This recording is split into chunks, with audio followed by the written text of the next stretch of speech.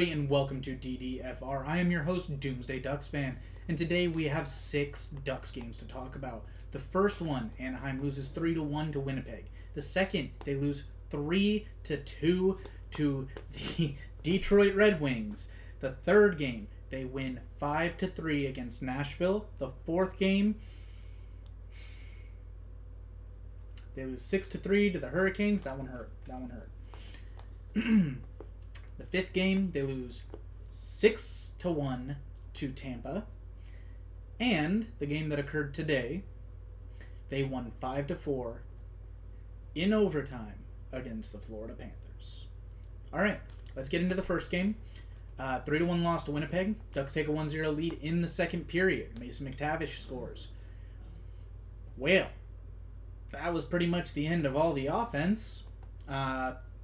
Leo Carlsson was still out. Zegras looked good. Drysdale looked good. More on that later. And Gibson looked good. There's not much more you could have asked from this team. And yet, they stopped playing. They stopped playing, man. The entire fucking team stopped playing. They let Winnipeg go up 1-0, then 2-1, tie the game at 1 from Nikolai Ehlers, then go down 2-1, and then they give up, they were good this game regarding penalties, bro. They had less penalties than the Jets. They take penalties at the worst time. The worst possible time. With 6 minutes left in the game, they take a penalty, and the Jets go up 3-1 and never let go of that lead. Penalties. Kill the Ducks. On to the next game. 3-2 against Detroit. Thought the Ducks were going to win this game. Thought they were going to win this game. They came back, tied it late, and then 2 minutes left in the game, Detroit takes a penalty. This is your shot, guys. Win in regulation. Score, win in regulation. And off the draw, penalty by the Ducks. How do you keep shooting yourself in the foot? How? Michael Rasmussen scores with 1:07 left, and Detroit wins 3-2. How?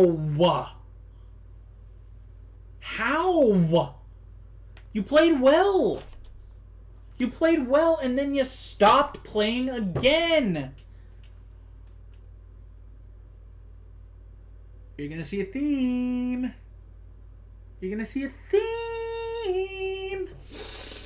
Then, in between the Detroit game and the Nashville game, big news. Jamie Drysdale is no longer a Duck. The Anaheim Ducks traded Jamie Drysdale. Sorry, give me a second. It still hurts to say that. The Anaheim Ducks traded Jamie Drysdale and a second-round pick for Cutter Gauthier. It's come out since that Cutter Gauthier wasn't going to sign with the Philadelphia Flyers. He's the 5th overall pick in the 2022 draft. Drysdale was the 6th overall pick in the 2019 draft. Ducks have an abundance of good young defensemen. They think that Drysdale is the odd man out. They have Pavel Mintyukov. More on that later. And essentially, they dealt from a position of power to get a goal-scoring playmaker who's gritty and can get into the corners. Cutter Gauthier is a prospect that you don't really find nowadays. It's really difficult to find someone who can go into the corners and come out with the puck, incredibly good vision for passing, incredibly intelligent with his hockey IQ, and has a wicked not only wrist shot, but one-timer. It's something the Ducks forward group desperately needs, and quite frankly, it was a good trade. I hate saying that. I love Jamie Drysdale, but it was a good trade. The Ducks don't need to be good this year, so they get rid of someone on their roster, get worse right now, to get better at the end of the season. Cutter Gauthier is playing at Boston College. He's been more than a point a game per player. Boston College is the number 1 ranked college hockey team in the nation. There's a good chance they're going to the Frozen Four, and hopefully after that he signs his entry-level deal with the Ducks and plays in a few games at the end of the season. It'll be interesting to see how many games he gets into. However, this is about next year. This trade's about next year. Cutter Gauthier will be in the lineup full-time next year. I doubt they're going to do a Leo Carlson plan with him. He's 19, or sorry, he just turned 20.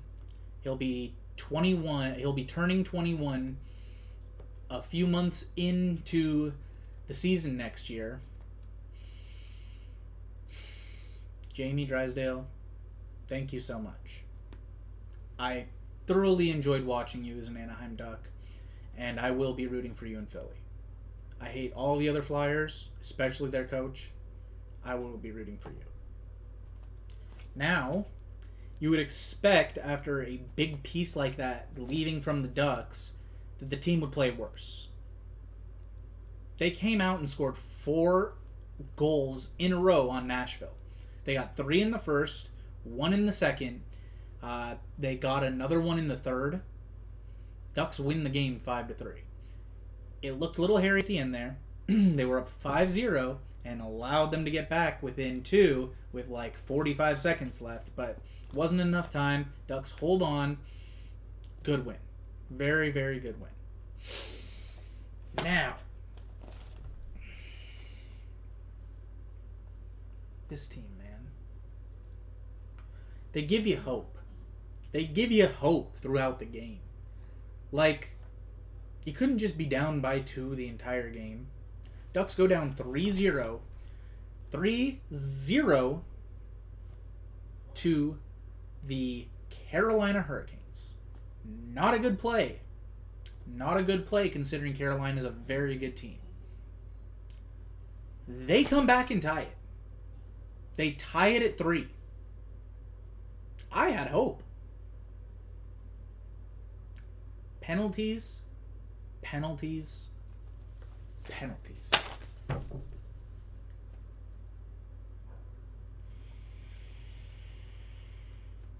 Oh, this team, bro.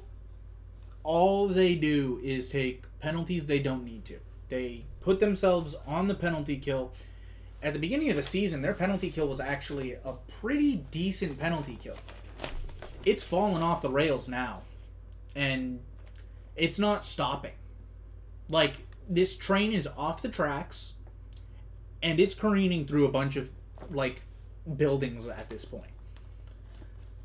It's not just the penalty kill. They can't get anything going on the power play. The entire special teams for the Ducks has been horrendous. And to be honest, I don't know how you fix it. You would really love if this team could figure the fuck out how to not take stupid penalties or how to set up a power play. Because it's killing them and shooting them in the foot all the time. Ducks lose 6-3.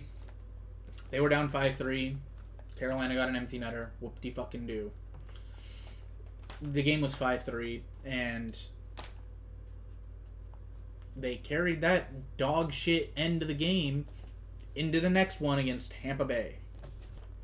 In Alex Killorn's return to Tampa Bay, the Ducks get shelled 5-1. Disgraceful, bro. From the start of the game. From the start of the god motherfucking damn game to the end of it, nobody showed up. Not a single fucking player on the Ducks showed up. Everyone stayed in California to start the road trip.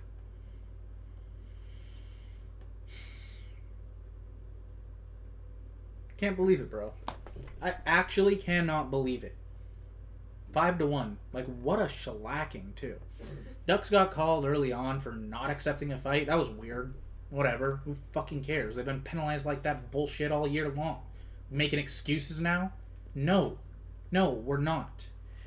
The Ducks have a penalty kill. They have a power play. Neither of them is functioning. Neither of them is functioning. Do you have to get rid of Cronin's guys already? Do you have to get rid of Cronin's guys already? Like, this is the question that needs to be asked at this point. Who is running the power play? Who is running the penalty kill? Gone. Bye. And if it's Cronin, give it to somebody else, bro. Give it to somebody else. And then we get to today.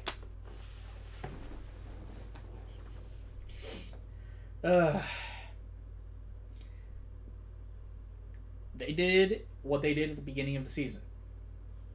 They won a comeback game. They were down by 2 twice. Alex Killorn had one hell of a game. Oh, Leo Carlson's back, by the way. And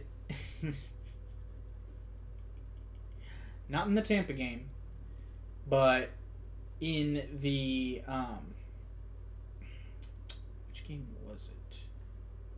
The Nashville game, where the Ducks won. Zegras breaks his ankle. 6 to 8 weeks. Same game, Pavel Mintyukov. Separated shoulder. 4 to 6 weeks. Look, I get that you lost a few players going into Carolina. You played against Carolina well 5-on-5.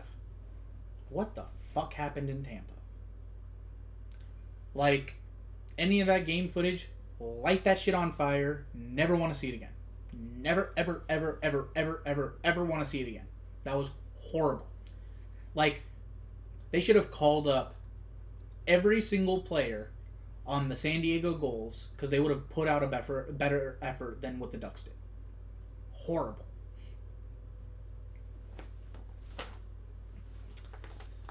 Anyhow, 5-4 victory over the Florida Panthers. Chippy game. Radko Gudas' return to Florida. Got a nice little tribute video and everything. Alex Killorn still owns the Florida Panthers. 2 goals, including the game-winning overtime goal by Killorn. Terry, Leo, Killorn looked damn near unstoppable. McTavish actually had a pretty bad game. He had such a bad game that he got demoted to the 3rd line. McTavish is a top 6 player already. He just did not fall back defensively and helped the Florida Panthers basically score a shorthanded goal. Luckily enough, the Ducks would get a shorthanded goal of their own. Shout out Adam Henrique. Silfverberg had probably the best game I've seen him play in a long time. I've been banging the drum. Silfverberg needs to get sat. Silfverberg needs to get sat. He is where offense goes to die. He scored a decently nice goal this game. Silfverberg has these games where it looks like he's just on and automatic. Looks like Silfverberg when the Ducks were good. That type of Silfverberg. Mostly, he's invisible or is just a momentum killer for the Ducks.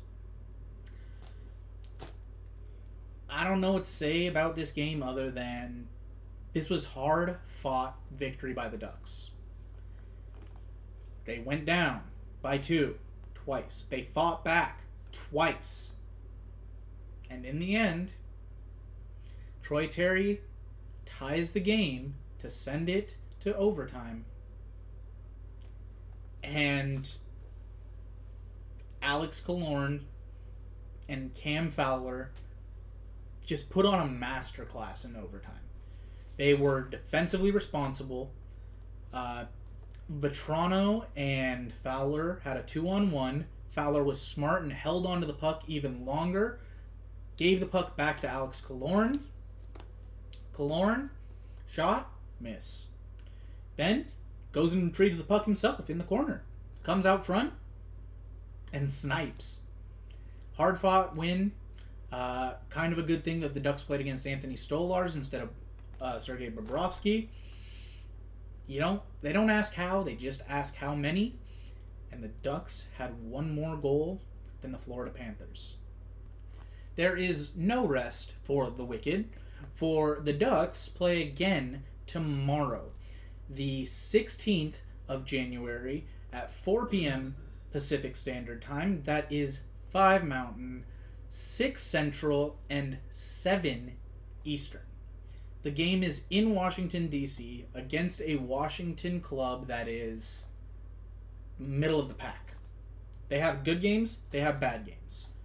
And to be honest, if the Ducks can put together a full 60-minute effort, not take penalties, this is a very easily winnable game. Even with Zegras and Minchukov out of the lineup, even without Drysdale on the team anymore, this is a very winnable game. Terry looked amazing. Carlson looked amazing. Vetrano still looked really good. McTavish can easily turn it around in a heartbeat. That dude looked bad, but he's good. Let's not get it twisted.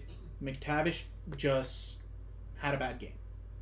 Alright, well that is it for this one. Thank you all so much for showing up and watching. I appreciate everybody who watches the DDFRs. Hit that like button if you like what you saw. Hit that subscribe button if you really like it. I'll see you in the next one. Bye-bye.